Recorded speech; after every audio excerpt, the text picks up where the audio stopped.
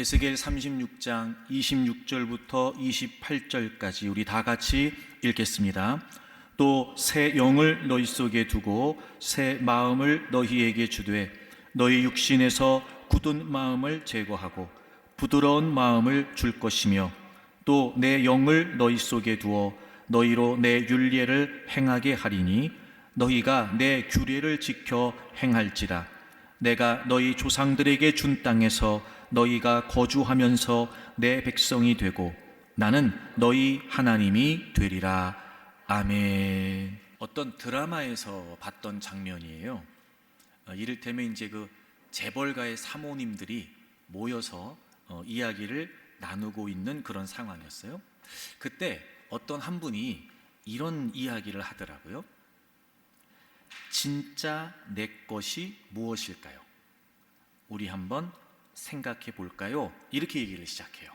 그리고 뭐라고 말하냐면, 당신들은 정말 가진 게 많은 분들입니다. 집도 여러 채고 건물도 있고 요트도 있고 주식도 있고 원하는 건 거의 다 갖고 있지요. 그런데 이런 것들은 우리가 죽을 때 다른 사람의 소유가 돼요. 그러니까 진짜 내 것이 아니지요.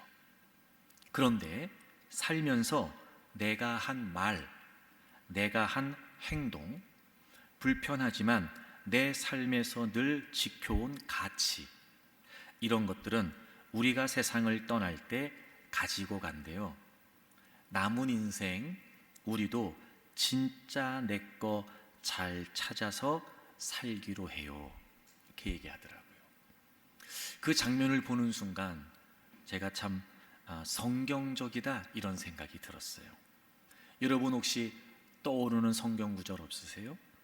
요한일서 2장 17절에 보면 이 세상도 그 정욕도 다 지나간대요. 그런데 오직 하나님의 뜻을 행하는 자는 영원히 거한대요. 지나간다는 표현과 거한다는 표현이 대조적이지요. 다 사라진대요.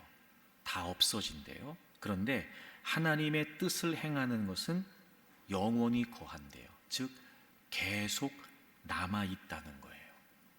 여러분, 그렇게 봤을 때 진짜 내 것이 무엇일까? 특별히 우리 그리스도인으로서 말입니다. 우리가 살면서 말씀대로 한 말들, 말씀을 따라 한 행동들, 쉽지 않지만 우리 삶에서 지키려고 힘썼던 말씀의 가치들, 여러분, 이건 영원히 남을 거예요. 사랑하는 교회 여러분, 여러분은 어떤 삶을 사십니까? 혹시 결국 다 남의 것이 될 가짜 때문에 여러분의 인생을 허비하고 계시진 않습니까? 아니면 결국 내 것이 될 진짜, 즉 주님 앞에 섰을 때 주님께 인정받을 수 있는 그 진짜, 그것을 위해 사십니까? 사랑하는 교우 여러분, 여러분은 가짜를 위해 사십니까? 진짜를 위해 사십니까? 하나님의 선택과 부르심을 받은 이스라엘 백성들은 스스로도 하나님의 백성으로 자처할 만큼 남다른 선민의식을 가지고 있었습니다. 그들은 늘 자신들을 하나님의 백성이라고 이야기하지요. 그리고 하나님을 자신의 하나님이라고도 고백합니다. 그런데 그들을 향하신 하나님의 말씀은 좀 달랐습니다. 하나님께서는 심지어 그들을 향해 너희들이 내 이름을 더럽혔다라고까지 말씀하셨습니다. 그들은 하나님을 하나님으로 인정하지 않습니다. 무엇보다 하나님 말씀에 불순종합니다. 그리고 하나님을 등지고 우상 숭배를 하게 되죠. 하나님께서는 그들을 향해 계속해서 경고하십니다. 돌이킬 수 있는 기회도 주셨습니다. 그럼에도 불구하고 그들의 모습은 점점 더 심해졌습니다. 급기야 하나님께서는 그들을 징계하십니다. 나라가 망하지요. 본토가 다 회파되어 버립니다. 그리고 그들은 뿔뿔이 흩어지게 됩니다. 하지만 그럼에도 불구하고 하나님께서는 하나님의 백성들을 그대로 내버리지 않으셨습니다. 하나님은 하나님의 백성들을 향해 여러 선지자들을 통해서 회복의 메시지를 전해 주십니다. 다시 그들을 하나님의 백성으로 삼으시겠다는 거죠. 그리고 다시 하나님께서 그들의 하나님이 되시겠다는 말씀이었습니다. 그런 여러 회복의 말씀 중에 한 부분이 바로 오늘 저와 여러분이 함께 읽은 본문의 내용입니다. 즉 하나님께서 그들을 다시 회복하시겠다고 말씀하시는 거죠. 그리고 회복의 내용이 무엇이었냐면 27절을 보시면, 오늘 본문 27절을 보시면, 또 내 영을 너희 속에 두어 너희로 내 율례를 행하게 하리니 내 율례를 행하게 하리니 너희가 내 규례를 지켜 행할지라. 하나님이 다시 말씀하신 게 뭐냐면 하나님 말씀을 지키라는 거예요. 여러분 보세요. 그들은 하나님 백성들이었어요. 근데 하나님 말씀을 지키지 않습니다. 하나님이 경고하셨음에도 불구하고 그들은 따르지 않죠. 그래서 하나님이 그들을 징계하십니다. 그런데 하나님은 그들을 버리지 않으시고 다시 그들을 회복하시겠다는 거예요. 그리고 회복하시겠다고 말씀하시면서 뭐라고 말씀하시냐면 하나님 말씀대로 지키라는 거예요. 하나님 백성들이 하나님 말씀을 지키지 않았고 그래서 하나님의 징계를 받았고, 근데 다시 그들을 회복하신다고 말씀하시면서 하나님의 말씀대로 살라는 거예요. 여러분, 그런 걸 보면 하나님 백성으로서의 가장 중요한 정체성, 말씀대로 사는 겁니다. 하나님의 공동체에서 가장 중요한 가치, 말씀대로 사는 겁니다. 사랑하는 교우 여러분, 하나님의 백성된 저와 여러분, 하나님 백성으로 모인 우리 교회 공동체, 분명합니다. 말씀 3 공동체이어야 합니다. 하나님 백성된 저와 여러분의 삶은 분명합니다. 말씀 3이어야 합니다. 그러므로 우리가 인생을 살면서 가장 중요하게 여겨야 돼. 또 나의 나됨으로, 즉 하나님 백성인 우리가 하나님 백성으로서 살아가는 가장 소중한 모습, 그건 바로 말씀 3입니다. 만약 누군가 여러분에게 하나님을 믿는 당신은 누굽니까? 하나님 백성이라고 자처하는 당신은 누굽니까? 라고 말한다면 우리는 주저없이 말할 수 있어야 됩니다. 나는 말씀 삶을 삽니다. 이게 우리의 가장 소중한 정체성이 되어야 합니다. 사랑하는 교우 여러분, 저는 우리 교회 공동체가 말씀 삶 공동체가 되기를 바랍니다. 우리 모두 말씀 삶을 살아내는 하나님의 백성들이 되기를 바랍니다. 말씀이 이유가 되고 그리고 말씀이 중심이 되는 것입니다. 하나님의 말씀대로 행하고 그리고 하나님의 말씀대로 행하기를 원하는 그런 우리 모두가 되기를 바랍니다. 그럼 우리가 어떻게 말씀 삶 공동체가 될 수 있을까요? 지난 주일에 아주 중요한 전제를 먼저 말씀드렸어요. 여러분 27절 다시 보세요. 하나님께서 내 영을 너희 속에 두어 너희로 내 율례를 행하게 하리니 너희가 내 규례를 지켜 행할지라, 이렇게 말씀하셨어요. 여러분, 하나님께서 하나님 백성들에게 하나님 말씀대로 행하라고 하시는 건 억지로 어거지로 안 되는 걸 막 그냥 의무감으로 부담감으로 이렇게 하라고 몰아붙이시는 게 아니었어요. 분명히 행할지니라 라고 말씀하시기 전에 행하게 하리니가 먼저 나와요. 행하게 하리니 행할지니라. 그러니까 하나님께서 하나님 백성들을 회복하시면서 그냥 하나님의 말씀대로 행해라 라고 명령하신 게 아니었고, 하나님께서 행하게 하실 거니까, 행하게 하시니까 너희들은 말씀대로 행해라, 이렇게 말씀하시는 거예요. 다시 말해, 하나님의 백성들은 얼마든지 하나님의 말씀대로 행할 수 있기 때문에 하나님께서는 말씀대로 행하라고 하신 것이었어요.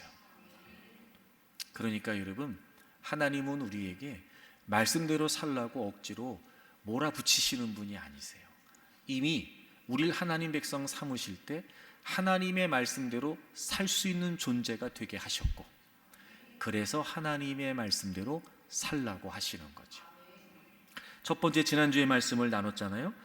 행하게 하리니, 그럼 도대체 하나님이 우리를 어떻게 하셨다는 거냐? 26절 새 영을 너희 속에 두고 새 마음을 너희에게 주되, 즉 우리를 새로운 존재가 되게 하신다는 거잖아요. 그게 무슨 의미였어요? 굳은 마음을 제거하고 부드러운 마음을 줄 것이다. 여러분, 하나님께서 하나님 백성들을 회복하시면서 굳은 마음은 제거하고 부드러운 마음을 주신다고 하셨어요. 느껴지시죠, 여러분? 굳은 마음과 부드러운 마음. 당시 이스라엘 백성들의 상태는 굳은 마음이었죠. 하나님은 계속해서 하나님 말씀대로 살라고 하셨어요. 경고하시기도 했고 기회를 주시기도 했어요. 그럼에도 불구하고 그들의 마음은 완악했어요. 굳은 마음이에요. 근데 하나님이 그 굳은 마음을 제거하시고 부드러운 마음을 주신다는 거예요. 굳은 마음과 반대되는 마음이겠죠. 하나님 말씀을 잘 듣고 또 그 하나님 말씀을 잘 받아들이면서 그 하나님 말씀대로 순종할 수 있는 마음의 상태, 바로 부드러운 마음 말입니다. 그러니까 하나님 말씀하시는 거예요. 내가 너희들을 회복한다. 너희들의 굳은 마음을 제거하고 내가 부드러운 마음을 줄 거야. 그럼 여러분 생각해 보세요. 부드러운 마음이 됐으니까 하나님 말씀대로 할 수 있겠어요? 없겠어요? 할 수 있죠. 그래서 하나님 말씀하시는 거예요. 행하게 할 거야. 그러니까 행할 수 있어 라고 말씀하시는 거예요. 그러니까 여러분, 잊으시면 안 돼요. 우리가 주님의 자녀, 우리가 하나님의 자녀가 되었다는 건 이미 우리는 굳은 마음이 아니라 부드러운 마음이 됐다는 거예요. 우리가 뭘 해서 부드러운 마음 되는 거 아니에요. 우리가 뭘 어떻게 했기 때문에 부드러운 마음을 얻을 수 있는 게 아니에요. 하나님께서 이미 우리의 굳은 마음을 다 제거해 주셨어요. 그리고 우리에게 부드러운 마음을 주셨지요. 믿으시기를 바랍니다. 아직도 안 믿어지시는 분들은 지난주일 설교를 계속 들으세요. 계속 들으세요. 그래서 여러분 확신하세요. 나는 이미 부드러운 마음이 됐다. 그럼에도 불구하고 우리가 말씀대로 살기 어려운 이유가 뭐라고 그랬죠? 우리가 새로운 존재가 됐다는 건 바로 하나님과의 관계가 회복되었다는 의미다. 우리는 우리의 죄 때문에 하나님과의 관계가 단절되어 있어요. 그 어떤 모습으로도, 그 어떤 노력과 수고로도 우리는 하나님과의 관계를 회복할 수 있는 방법이 없었지요. 그런데 하나님께서 우리의 모든 죄를 아무 죄가 없으신 예수님에게 짊어지우시고 그리고 그분을 십자가에 대신 못 박으시죠. 우리는 그 예수님의 대속의 은혜로 우리의 모든 죄를 용서받게 됩니다. 예수님이 우리의 죄값을 대신 치러주셨죠. 그리고 우리는 그 예수님을 나의 구주와 주님으로 믿게 되었습니다.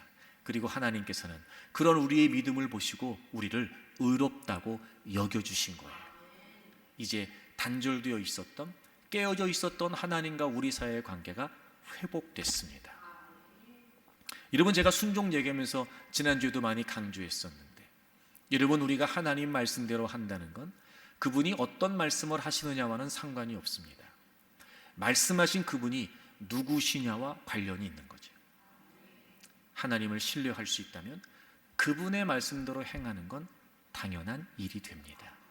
문제는 이미 회복된 하나님과의 관계가 우리가 더 친밀해지고 더 가까워지고, 그래서 온전히 하나님을 신뢰할수록, 온전히 하나님을 가까이 할수록 우리는 그분의 말씀을 순종할 수 있게 된다는 거예요.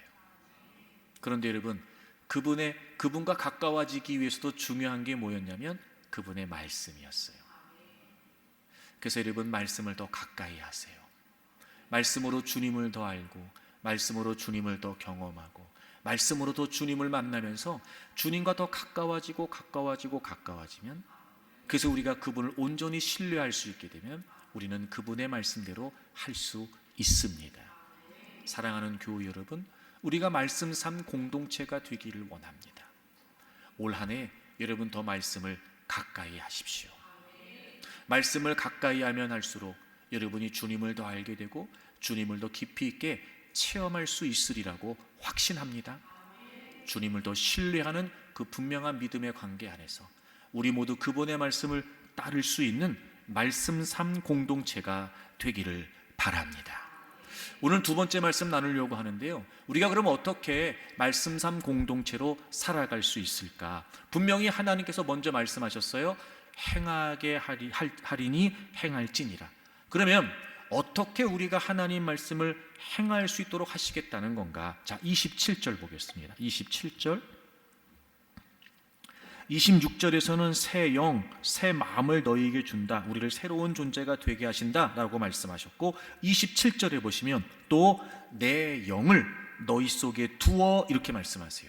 내 영. 그러니까 26절은 새 영이니까 우리가 새로워지는 건데 27절은 하나님께서 내 영, 하나님의 영을 너희 속에 두어서 너희로 내 율례를 행하게 할 거다 이렇게 말씀하셨어요. 두 번째, 행하게 하리니 행할지니라. 어떻게 행하게 하시겠다는 거예요? 하나님이 성령님을 우리에게 주시겠다는 거예요. 성령님을 우리 안에 거하게 하시겠다는 거예요. 그래서 그 성령님을 통해서 우리가 하나님의 말씀대로 행하게 하시겠다는 거죠.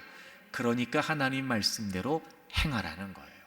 여러분, 우리가 어떻게 말씀 삶 공동체로 살아갈 수 있을까요? 이미 우리 안에 성령님이 거하시고 그 성령님의 이끄심을 따라 우리는 하나님의 말씀대로 행할 수 있습니다.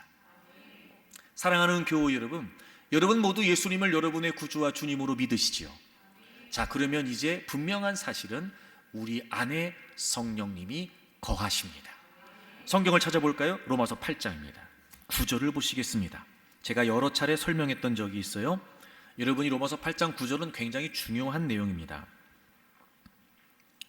로마서 8장 9절입니다. 만일 너희 속에 하나님의 영이 거하시면 너희가 육신에 있지 아니하고 영에 있나니 누구든지 그리스도의 영이 없으면 그리스도의 사람이 아니라. 아멘.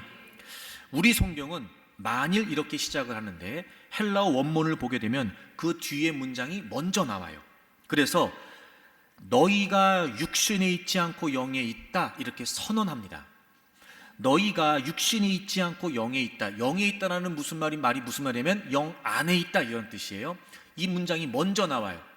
너희는 육신이 있지 않고 영 안에 있다 이렇게 먼저 나와요. 그리고 우리 성경에 만일이라고 번역이 됐는데 사실 이 단어는 왜냐하면 이유를 나타내는 접속사로도 번역이 가능해요. 그래서 이렇게 표현될 수 있어요. 너희는 육신이 있지 않고 영 안에 있다. 왜냐하면 너희 속에 하나님의 영이 거하시기 때문이다. 그럼 이제 뒤에 문장이 더 자연스러워져요. 누구든지 그리스도의 영이 없으면 그리스도의 사람이 아니라는 거죠. 자, 그러니까 이미 예수님 믿는 사람들에게 얘기해 주는 거예요. 그리스도의 사람들에게 얘기하는 거예요. 너희는 이제 육에 있지 않고 영 안에 있어. 하나님의 영 안에 있어. 왜냐하면 하나님의 영이, 성령님이 너희 안에 계시기 때문이다. 그러니까 그리스도의 영이 없으면 그리스도의 사람이 아니라는 거죠. 여러분, 우리가 예수님을 우리의 구주와 주님으로 믿잖아요. 그러면 우리 안에 성령님이 거하십니다.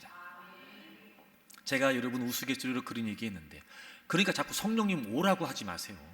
오시라고 하지 말라고. 이미 와 계신 성령님 기분 안 좋으시다니까. 이미 내 안에 계시는데 뭘 자꾸 오시라고 그래. 그런 건 잘못된 거예요. 여러분이 예수님을 여러분의 구주와 주님으로 믿는다면 이미 여러분 안에는 성령님이 거하세요. 이거 잊으시면 안 돼요. 근데 또 이렇게만 얘기하면 우리가 자꾸 의심이 들 수 있으니까 몇 가지 좀 확인해 볼게요. 정말 성령님이 내 안에 계시나? 정말 성령님이 나와 함께 하시나? 좀 확인해 봅시다. 이게 중요하니까요. 자, 먼저 고린도전서 12장 3절을 찾으세요. 그러므로 내가 너희에게 알리노니 하나님의 영으로 말하는 자는 누구든지 예수를 저주할 자라 하지 아니하고 또 성령으로 아니하고는 누구든지 예수님을 주시라 할 수 없느니라. 여러분, 우리가 예수님을 구주와 주님으로 고백하는 거, 성령으로 아니하고는, 즉 성령님이 아니시고는 우리는 누구든지 예수님을 주라고 고백할 수 없다는 거예요. 자, 여러분 모두 예수님을 주님으로 고백하시잖아요. 그럼 이미 그건 누가 역사하신다는 거예요? 성령님이. 그러니까 여러분, 예수님을 구주로 고백한다는 건 이미 성령님이 우리 안에 계신다는 거예요. 여러분이 예수님을 구주와 주님으로 고백하잖아요. 여러분이 예수님을 저주할 리가 없잖아요. 이미 우리 안에 성령님이 계신 거예요. 또 찾아볼까요? 로마서 8장 16절, 성령님께서 친히 우리의 영과 더불어 우리가 하나님의 자녀인 것을 증언하신대요. 또 성령님이 뭘 하시나 봤더니 우리가 하나님의 자녀인 걸 증언하신다. 즉 우리가 하나님의 자녀라는 걸 알게 하신다는 거예요. 여러분 모두 하나님의 자녀라고 믿으시죠? 그래서 15절, 너희는 다시 무서워하는 종의 영을 받지 아니하고 양자의 영을 받았으므로 우리가 아빠 아버지라고 부르짖느니라. 여러분, 우리가 하나님을 아버지라고 부를 수 있는 건 내가 하나님의 자녀가 되었다는 확신 때문에 그래요. 우리가 하나님 자녀니까 하나님을 아버지라고 부르는 거예요. 누가 그렇게 역사하신다고요? 성령님께서. 그러니까 여러분, 여러분이 하나님을 아버지라고 부르고 여러분이 하나님의 자녀인 걸 믿고 산다면 이미 성령님이 역사하시는 거예요. 의심의 여지가 없죠, 여러분. 그래도 우리나라는 3세번이잖아요. 그렇죠? 3세번. 하나 더. 자, 고린도전서 2장을 찾아보세요. 우리 다 같이 읽을까요? 2장 12절 같이 읽습니다. 시작. 우리가 세상의 영을 받지 아니하고 오직 하나님으로부터 온 영을 받았으니 이는 우리로 하여금 하나님께서 우리에게 은혜로 주신 것들을 알게 하려 하심이라. 아멘. 여러분, 우리가 오직 하나님으로부터 온 영, 즉 성령님을 받았어요. 하나님이 우리에게 그렇게 하셨어요. 이유가 뭐냐? 이는 우리로 하여금, 그 하나님의 영을 받은 사람들로 하여금 우리에게 은혜로 주신 것들을 알게 하려 하심이라. 이게 무슨 말이겠어요? 여러분, 우리가 살아가는 모든 삶 속에서 아니면 뭐 예배를 드리든 뭘 하든지 간에 이건 하나님의 은혜야, 이건 하나님의 은혜지라고 은혜를 은혜로 깨닫는 거 성령님의 역사라는 거예요. 하나님이 은혜로 주신 것을 깨닫게 하시기 위해서 성령님을 주셨다는 거예요. 자, 여러분 살면서 하나님의 은혜야 라고 하는 깨달음이 있어요, 없어요? 여러분 예배를 드리고 뭐 찬양할 때나 기도할 때나 말씀을 들을 때나 정말 하나님의 은혜입니다, 감사합니다, 그렇게 은혜를 깨달을 때가 있어요, 없어요? 있지요. 그럼 이미 그건 성령님께서 우리 안에서 역사하신다는 거. 확실하죠, 여러분? 분명하죠? 자, 그러니까 여러분 한 분 한 분, 예수님을 구주와 주님으로 믿는 여러분 한 분 한 분 안에 이미 성령님께서 거하세요. 그래서 그 성령님께서 우리로 하여금 하나님의 말씀을 행하게 하실 거니까 우리는 어떻게 하면 돼요? 하나님 말씀대로 행하면 돼요. 자, 그럼 성령님이 우리 안에 거하신다는 게 도대체 무슨 의미이길래 우리가 하나님 말씀대로 행할 수 있냔 말이에요. 자, 요한복음 14장. 우리 안에 성령님께서 어떻게 하시나 봤더니 26절을 보세요. 요한복음 14장 26절을 보시면 보혜사 곧 아버지께서 내 이름으로 보내실 성령, 그가 너희에게 모든 것을 가르치고 내가 너희에게 말한 모든 것을 생각나게 하리라. 아멘. 여러분, 이 말씀은 예수님께서 성령님에 관해 하신 말씀이에요. 제가 얘기했지만 이건 되게 중요해요. 이건 진짜 성령론의 원본이에요. 원본. 예수님께서 직접 성령님에 관해 말씀하신 내용이에요. 성령님께서 뭘 하시나 봤더니 모든 것을 가르치고 모든 것을 생각나게 하신대요. 제가 설명한 적이 있었는데 여기서 이 생각나게 한다라고 하는 이 단어는 요한복음에서 여기만 딱 쓰였어요.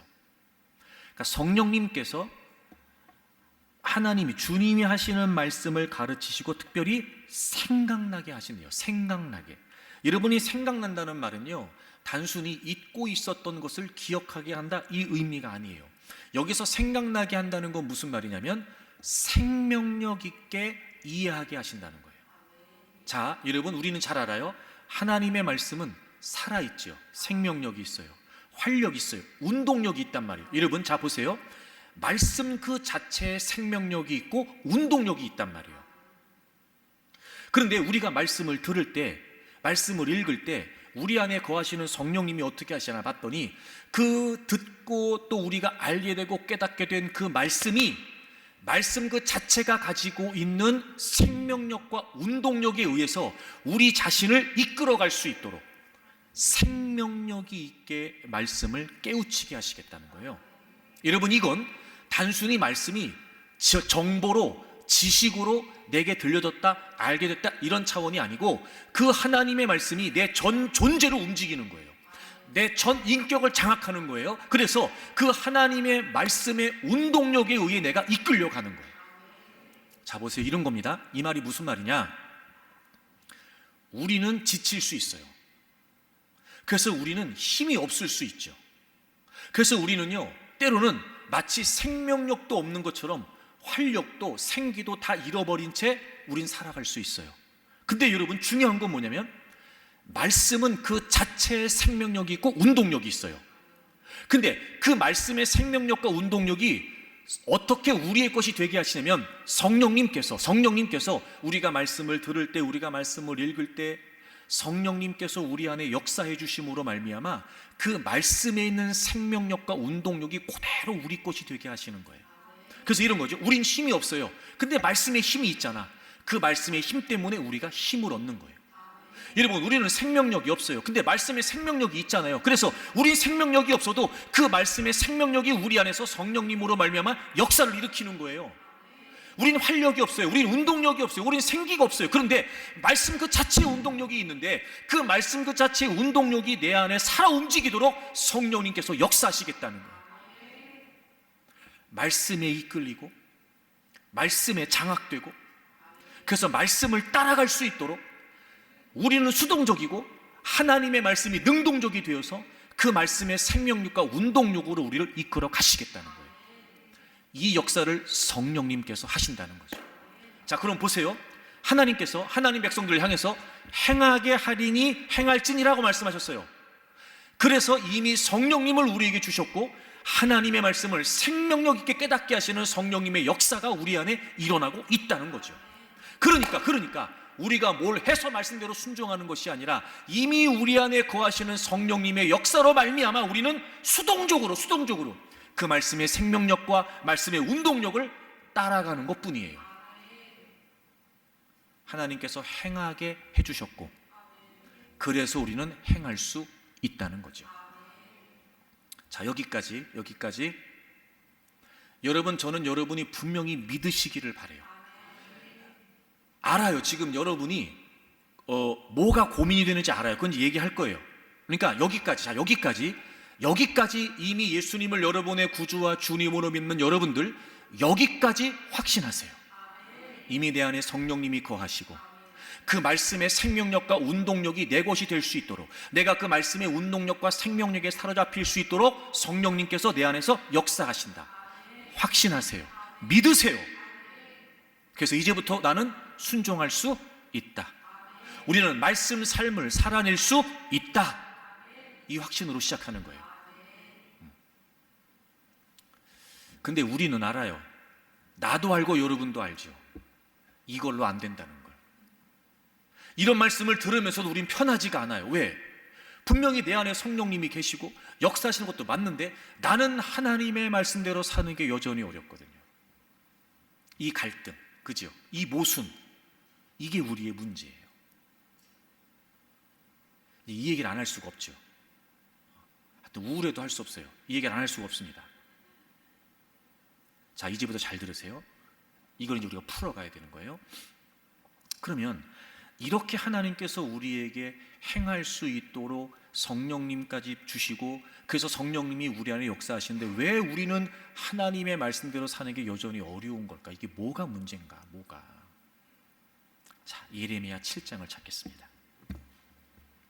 하나님의 백성들이 말씀 삶 공동체로 실패한 이유가 뭘까? 예레미야 7장. 여러분 고개를 끄덕끄덕 하실 거예요. 예레미야 7장 23절부터 볼까요? 오직 내가 이것을 그들에게 명령하여 이르기를 너희는 내 목소리를 들으라. 그리하면 나는 너희 하나님이 되겠고 너희는 내 백성 되리라. 너희는 내가 명령한 모든 길로 걸어가라. 그리하면 복을 받으리라. 여러분, 하나님은 늘 하나님 백성들에게 동일한 말씀을 하신 거예요. 하나님 백성이라면 하나님 말씀대로 살면 되고 그 하나님 말씀대로 사는 게 곧 우리에게 행복이에요. 그렇죠? 근데 그렇게 안 했어요. 자, 24절. 그들이 순종하지 아니하며 귀를 기울이지도 아니하고. 왜 그랬냐? 자신들의 악한 마음의 꾀와 완악한 대로 행한 거예요. 그래서 하나님께 등을 돌렸고 하나님께 얼굴을 향하지 않았어요. 자신들의 악한 마음의 꾀와 완악한 대로 행했어요.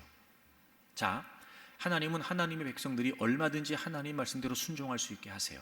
근데 하나님 백성들이 말씀 삶 공동체로 실패하는 이유가 뭐냐? 자기들의 마음과 생각이에요. 특히 여기서 왜 그들의 생각은, 그들의 마음은 악하고 왜 그들은 완악한 걸까, 여러분? 이게 무슨 의미일까요? 그럼 인간이 생각하는 건 다 나쁜 생각이에요? 무조건 악한 생각일까? 그럼 우리는 생각이 없어? 우리는 그럼 착한 생각을 못 한다는 걸까?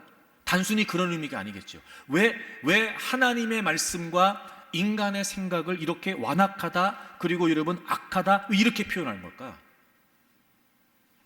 우리는 부정할 수 없잖아요. 죄의 본성을 말입니다. 제가 늘 말하죠. 우리 인간의 디폴트 값, 초기 설정 값은 죄예요.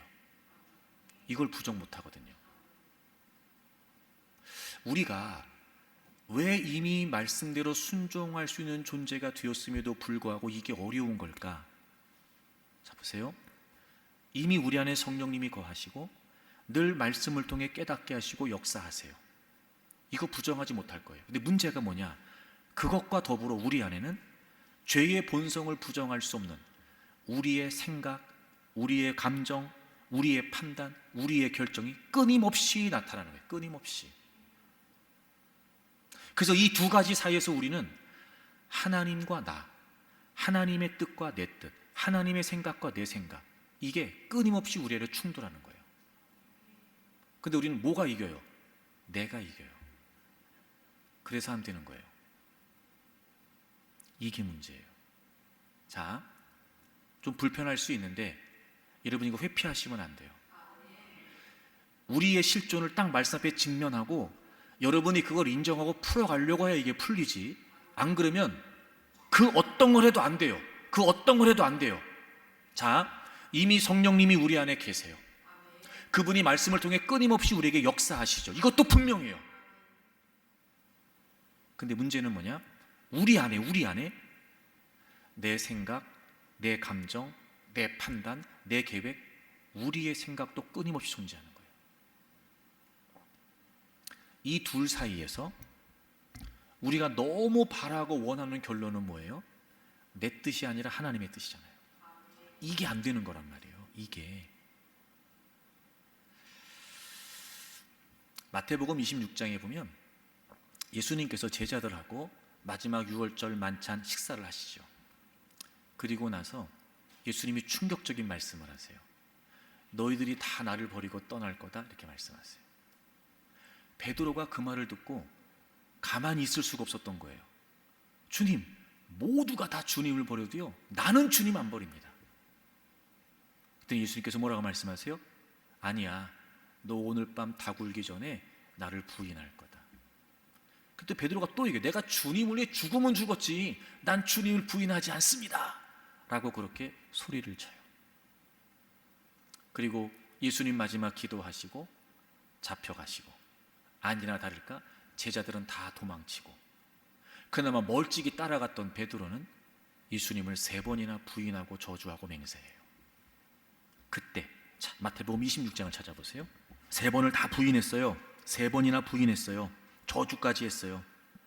그리고 나서 74절 닭이 울지요. 닭이 울어요. 자, 그리고 75절 이에 베드로가 예수님의 말씀에 닭 울기 전에 네가 3번 나를 부인하리라 하심이 생각나서 밖에 나가서 심히 통곡해요. 그럼 보세요. 자, 보세요. 분명히 주님은 이미 너가 오늘 다 굴기 전에 나를 3번 부인할 거야 라고 말씀하셨죠. 근데 지금 베드로는 그 말씀 그대로 1번 부인해요, 2번 부인해요, 3번 부인해요. 여기까지도 아무 생각이 없었어요. 닭이 딱 우니까 그제서야 맞다, 주님이 그때 얘기하셨지. 맞다, 주님이 얘기하셨지라고 하신 그 주님의 말씀이 뒤늦게 그렇죠?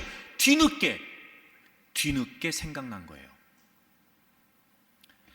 제가 앞의 내용과 뒤의 내용을 맥락을 살펴서 어느 정도 시간의 간격이 있는지를 따져봤어요. 그러니까 예수님께서 너 오늘 밤 나 부인할 거야 라고 말씀하신 그 시각과 지금 베드로가 3번 부인한 요 시각을 제가 맥락상 살펴봤어요. 충격. 최소 4시간, 아무리 최대로 잡아야 8시간이 넘지 않아요. 충격. 며칠 된 것도 아니에요, 여러분. 길어야 8시간이에요. 근데 베드로가 그 말씀을 까맣게 잊고 있었어요. 1번 부인할 때도 생각 못했다니까. 2번 부인할 때 생각 못했다니까요. 3번 부인할 때도 생각 못했어요.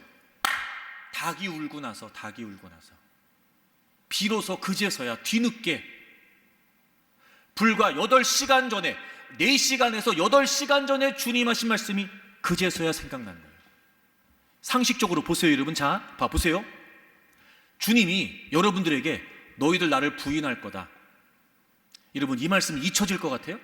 여러분 같으면 이 말씀이 잊혀지겠냐고. 이 말씀을 어떻게 잊어버려? 내가 3년 동안 주님을 따라다녔어. 주님을 따랐어. 내가 수제자란 말도 들었어. 늘 주님 곁에 있었어. 근데 주님이 맛있게 식사하시고 나시더니 너 오늘 나 3번 부인한다. 이게 잊혀지겠냐고요, 이 말이. 말도 안 되지. 이 말을 어떻게 잊어버려, 이 말을. 근데 놀랍죠? 4일이 지났어? 40일이 지났어? 짧으면 4시간, 길어야 8시간이에요. 주님이 하시는 말씀이 그 시간 동안 베드로에게 아무런 의미가 없었어요. 놀랍죠, 여러분? 기가 막히죠? 그게 우리예요. 그게. 말씀을 들어요. 깨닫는다고 해요. 근데 놀랍죠? 말씀의 영향력이 1도 없습니다. 하루는 고사하고 몇 시간도 안 돼요. 이런 말이 어떨지 모르겠지만 여러분, 오해하지 말고 들으세요. 저는 여러분들이 은혜 받았다는 말을 그닥 그렇게 믿으려고 하지 않습니다. 서로 서글픈 얘기인데, 참. 그럼 제가 고민해. 이유가 뭘까 도대체가? 이 정황에서 너 오늘 나를 3번 부인한다? 이 말씀을 까맣게 잊어버릴 수밖에 없었던 이유가 도대체 뭘까? 저 나름대로 깨달은 바는 이거였어요. 자, 앞부분을 좀 가보실래요? 그러니까 31절에 예수님이 다 너희 나를 버릴 거야.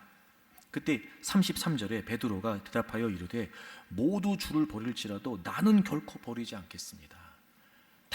다 버려도요, 나는 버리지 않을 거예요. 34절, 그때 예수님께서 너 오늘 다 굴기 전에 나 3번 부인할 거야. 그때는 35절에 베드로가 또 말해요. 내가 주와 함께 죽을지언정 주를 부인하지 않는데요. 나는 결코 버리지 않습니다.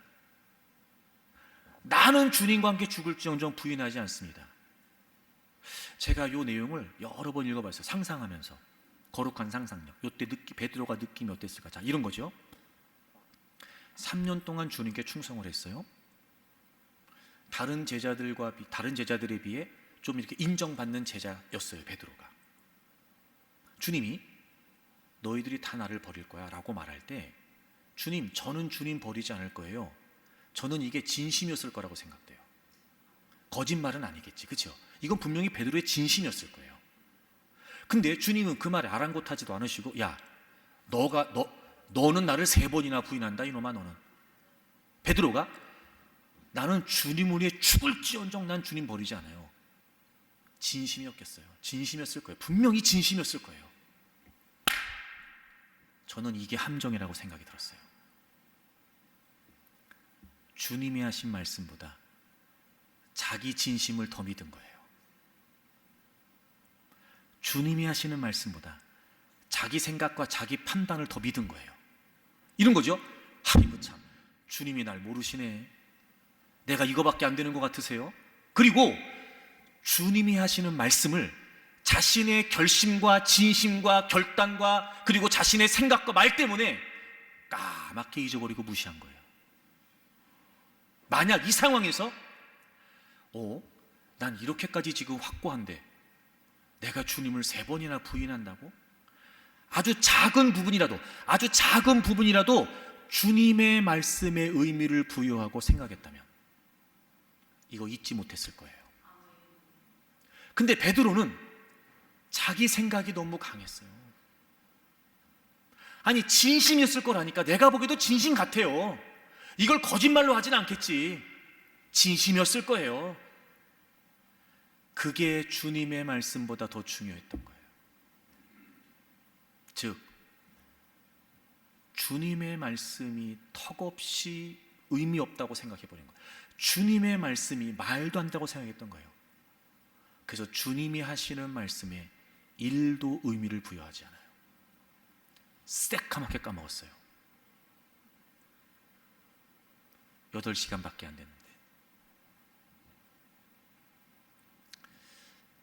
여기에 우리의 문제의 답이 있어요. 자, 보세요.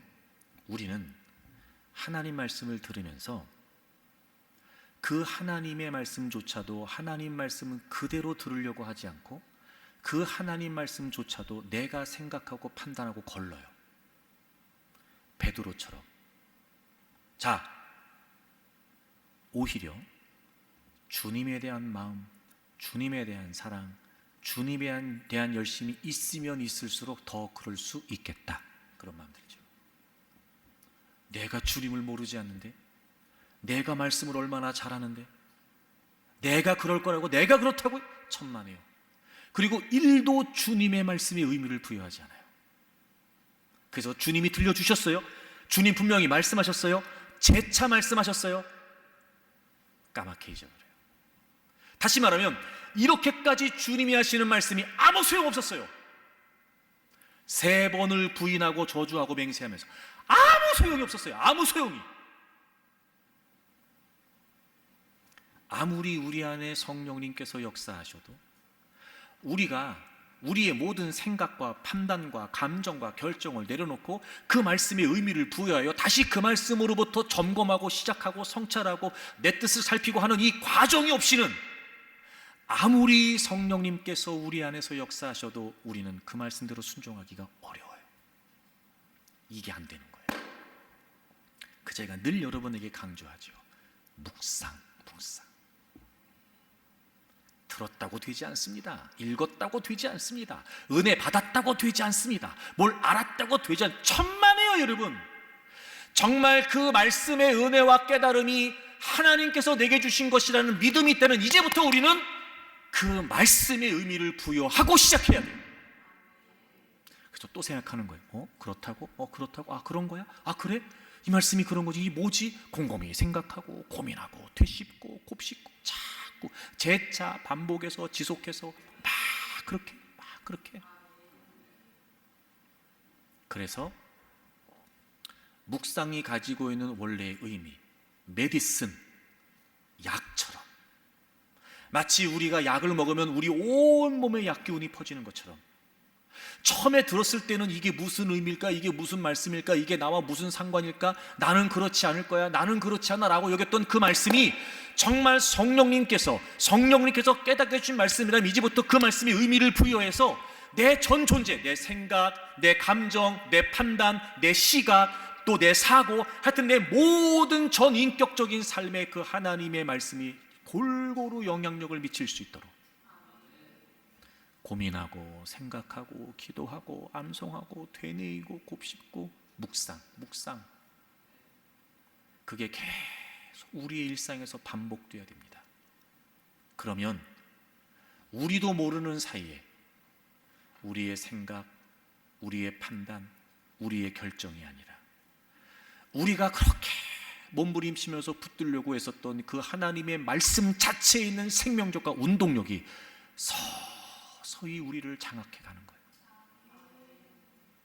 그리고 마침내 처음 들었을 때는 말도 안 되는 것 같고 내가 이걸 어떻게 라고 생각할지 모르지만 마침내 그 성령님의 이끄심을 따라 말씀의 생명력과 운동력을 따라 우리가 그 말씀대로 순종하게 되는 거예요. 제가 여러분에게 올해 작년에 3주 동안 세미나하고 꼭 묵상 일주일에 한 번만이라도 하자고 제가 여러분에게 하는 이유가 그래서 그런 거예요. 여러분 어떻게 해서든지 여러분의 사고 속에 하나님의 말씀이 계속 되뇌이도록 하셔야 돼요. 자꾸 하세요. 그러니까 자꾸 말씀에 접촉하란 말이에요. 여러분 스스로 자꾸 말씀에 노출시키세요. 그렇게 해서 항상 우리가 말씀을 고민하고 곱씹는, 그래서 막 이 말씀으로 생각하는 이 묵상이 우리의 삶에 딱 자리를 잡고 그 시간들이 쌓여가면서 우리가 그렇게 할 수 있는 의지를 갖는 게 아니라 우리 안에 거하시는 성령님께서 이끌어 가시도록 오히려 우리의 의지가 서서히 포기되는 거예요. 그러면 얼마든지 말씀 삶을 살아낼 수 있습니다. 여러분 제가 묵상의 팁을 하나 드릴게요. 여러분은 묵상 그러면 되게 어려워하고 묵상 그러면 되게 힘들어하고 막 나는 그런 거 못할 것 같잖아요. 근데 여러분 그거 아세요? 여러분 이미 여러분은 묵상을 잘하시는 분들이에요. 자, 드라마를 본다, 영화를 본다 뭐 이런 거 할 때마다 우리는요 공부하지 않아도 보면서 다 생각해서 이 사람은 이 사람이고 관계가 요렇고 이 사람은 지금 요런 거고 그래 이런 문제 때 이 사람 이럴 거고 그래 이렇게 하면 어떻게 하면 되고 우린 다 생각하면서 본다니까. 드라마나 영화 볼 때. 그게 뭐예요? 묵상이에요. 이미 우리는요 묵상이 훈련돼 있어요. 그 드라마를 볼 때 하는 그 묵상의 능력을 성경을 폈을 때 발휘만 하면 돼요 우리는. 근데 문제가 뭐냐면 드라마를 볼 때는 몰입해서 집중해서 그 사람의 내면을 살펴가면서 심지어는 2회, 3회, 4회 보면 5회, 6회까지 내다보고 예측을 하고 그 사람이 무슨 말을 할 거 대사까지 맞춰가면서 내가 맞췄지? 막 좋아해가면서 그렇게 우리가 보잖아. 여러분 그게 묵상이라니까요. 우린 충분히 할 수 있습니다. 충분히 말씀 펼쳐놓고 우리가 매일매일 그 읽는 범위에 따라 읽어가면서 뭔가 모르게 그 범위에서 한 구절 마음에 와닿았다. 그러면 이제 그 구절을 드라마보다 살피는 겁니다. 생각하고 고민하고 바쁜 일상이지만 조금 더 시간을 확보해서 그래 이 말씀이 어떤 말씀일까? 왜 이런 말씀일 걸까? 앞뒤 문맥을 살펴가면서 그래 이 상황에서 왜 이 말씀을 하셨지? 제가 지금 여러분 마태복음 26장을 여러분에게 설명해 드리는 것 같은 그런 맥락을 따라 그런 방법과 그런 차원의 질문을 던져가면서 얼마든지 할 수 있다니까요 여러분. 그렇게 묵상을 하는 그 과정에 주님이 여러분 우리를 이끌어 가시는 거예요. 여러분 이거 반드시 하셔야 됩니다. 그래야 우리가 올 한 해 말씀 삶을 살아낼 수 있어요. 그래야 우리가 올 한 해 말씀 삶 공동체로 살아갈 수 있단 말이에요. 그리고 지난주에 말씀드렸던 것처럼 우리가 말씀대로 사는 건 우리의 행복을 위해서예요. 하나님 때문에 순종하라고 하는 거 아니에요. 우리 때문에 순종하라고 하신 거. 사랑하는 교우 여러분, 이제 우리는 성령님이 우리 안에 거하시고 얼마든지 우리는 순종할 수 있는 존재들이 됐습니다. 성령님께서 깨닫게 하시는 것도 우리는 잘 알고 있습니다. 문제는 그 성령님의 깨달음 앞에 우리의 생각이죠. 그 하나님의 뜻 앞에 우리의 뜻이에요. 이건 누구나 겪는 문제입니다. 모든 사람이. 이 갈등이 없는 사람은 아무도 없습니다. 다 있습니다. 다 있습니다. 이 갈등 속에서 어떻게 하면 내가 성령님의 이끄심을 따라 살아갈 수 있을까? 말씀을 묵상하는 거예요. 또 생각하고 또 생각하고 또 생각하고 자꾸 말씀의 의미를 부여하고 말씀을 기억하려고 하고. 그래서 이 26장에서 아쉬운 건 베드로가 뒤늦게 말씀이 기억나기보다 그가 주님이 하시는 말씀을 생각하고 있었다면, 생각나기 전에 생각하고 있었다면, 너도 예수님하고 같은 패지? 물어봤을 때 그 말씀이 떠올랐겠죠. 왜? 부인하고 싶었을 때니까요. 겁나잖아요. 지금 예수님도 잡혀가는 판에 제자가 무슨 힘을 쓰겠습니까? 이 상황이었구나. 이 상황 주님이 그래 3번 부인한다고 하셨는데 내가 부인하면 안 되지.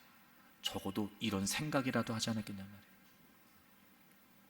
올 한 해 우리가 이렇게 말씀으로 생각하고 말씀으로 기도하고 말씀으로 결정하고 그렇게 말씀 삶 공동체로 살아가는 저와 여러분들이 되기를 바랍니다.